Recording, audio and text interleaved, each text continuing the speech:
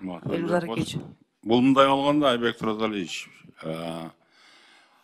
источники деп бұлар 6-10 көрсетішкен.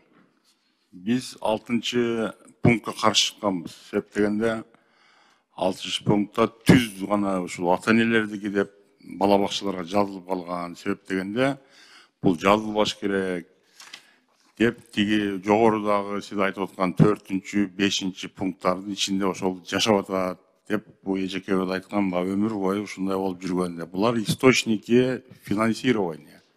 5 пункт жо. Biz ошо макул болуп, моелде Эльвира Жыргалбековна келип отуруп түшүндүрүп, 6-чы пунктту урматтуу Долдургул Шаршеевна жок кылып бериң деп, ушул жыйынтыкка келгенбиз, Долдургул Шаршеевна. Туурабы? Окпады.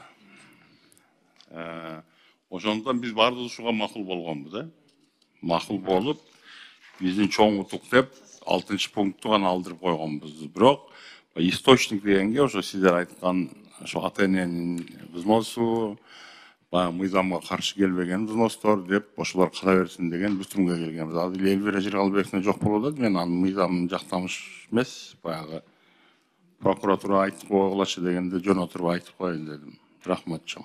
Рахмат, Эльвир Аракевич. Долдур Шаршеевна туурабы?